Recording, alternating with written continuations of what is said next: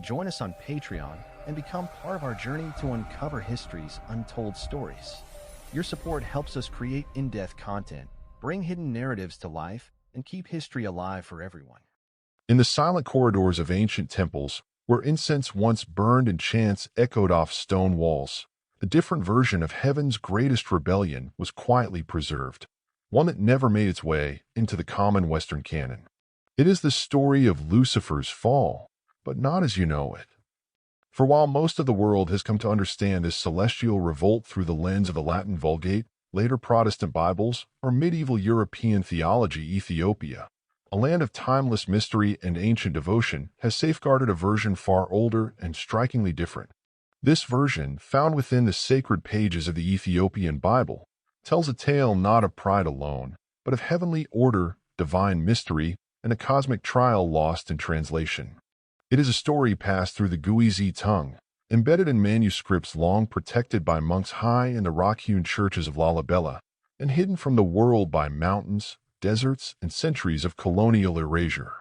The Ethiopian Bible, specifically the Ethiopic Book of Enoch and Book of the Mysteries of Heaven and Earth, offers a view of Lucifer not as the poetic antihero of Milton's imagination, nor simply as the allegorical fallen star of Isaiah, but as a spiritual being with a complex purpose and fate. The Lucifer of these Ethiopian texts is not merely condemned for vanity or ambition, but is involved in a cosmic disagreement over the creation of humankind, the design of divine hierarchy, and the nature of obedience. His fall, rather than a melodramatic plunge, is rendered as a result of his resistance to what he perceived as a flawed divine plan, the elevation of Adam and Eve above celestial beings. In the Guizi manuscripts, particularly the conflict of Adam and Eve with Satan, we encounter the angelic being who would become Satan not as a serpent but as a powerful entity who refuses to bow before clay. According to Ethiopian tradition, when God created Adam, he commanded all the angels to prostrate themselves before this new being made of dust. Most did so in humble obedience. But one, Azazel or Satana'el, refused, not out of simple arrogance, but from a theological protest. He argued that he was created before man, of fire and light, and should not be made to serve flesh. This act of refusal was not initially framed as rebellion against God's authority, but as a defense of divine order as he understood it. In this framework, Lucifer did not see himself as opposing God, but defending an older principle of celestial hierarchy.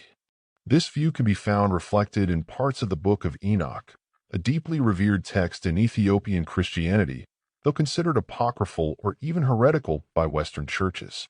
In Enoch, the fall of angels centers around more than pride. It involves divine secrets, forbidden knowledge, and an intersection between heavenly beings and earthly life. Enoch's fallen watchers, angels who descend to earth to mate with human women and teach forbidden arts, are said to have taught humans metallurgy, enchantment, cosmetics, and astrology.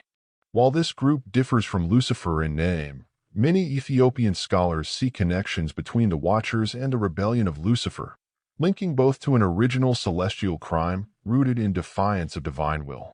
What makes the Ethiopian perspective uniquely compelling is that it does not treat Lucifer's fall as a simple binary of good versus evil.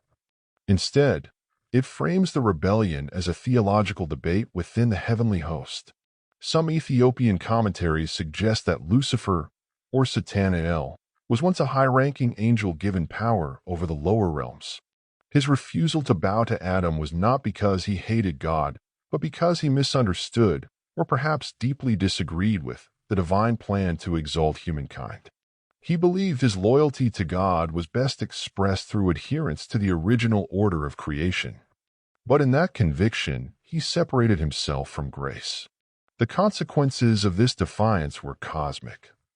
Unlike the Western canon that sees Lucifer cast out in a single, climactic moment, I saw Satan fall like lightning from heaven. The Ethiopian accounts portray a longer and more gradual descent. Satana'el is slowly stripped of his heavenly glory. He becomes twisted by his own pride and bitterness. He begins to actively oppose the divine will by corrupting humanity, whispering lies into the hearts of Adam and Eve, and vowing to drag as many souls as possible into darkness. Yet even then, the Ethiopian Bible suggests that his hatred of humans is not born purely out of spite, but from a wounded pride that once sought to do right. The Book of the Mysteries of Heaven and Earth, an obscure but highly regarded Ethiopian text, even hints that Lucifer's fall is not entirely irreversible. Ethiopian Christianity preserves a much broader concept of redemption, not just for humans, but for all creation. In some theological writings, there is speculation that even the most fallen beings may one day be offered a path to restoration. This idea would be considered heretical in most Western doctrines, but is echoed subtly in Ethiopia's ancient monastic traditions, where monks meditate not only on sin but on the cosmic potential of divine mercy. This theological openness is linked to how Ethiopia views Scripture itself. The Ethiopian Orthodox Church possesses the largest biblical canon in Christianity, 81 books, far more than the Catholic or Protestant Bibles. This expanded canon includes Enoch, Jubilees, and other ancient texts that inform its deeper, more mystical interpretations of biblical events. Unlike Western Christianity, which was shaped by Greco-Roman philosophy, councils of orthodoxy, and imperial sponsorship, Ethiopian Christianity retained many Semitic, African, and Hebraic elements that were stripped away or forgotten elsewhere.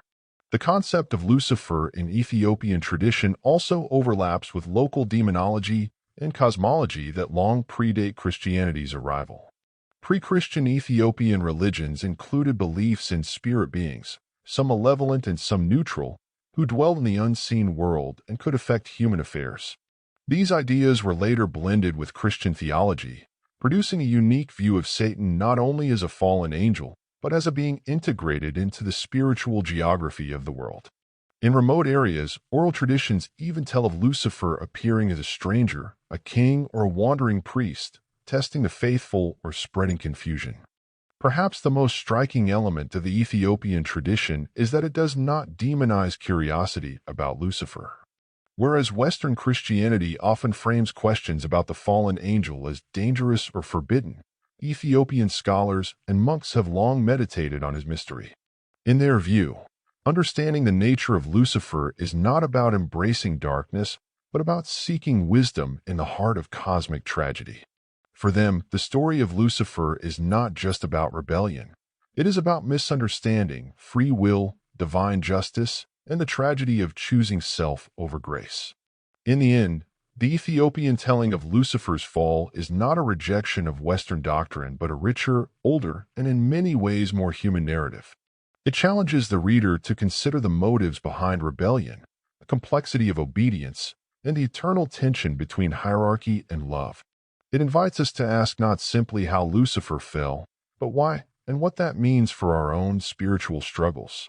As the incense curls skyward in the shadowed halls of Lalibela or Aksum, the echoes of this deeper mystery remain, waiting for a world willing to listen not just to the victor's version of heaven's war, but to the whole celestial story.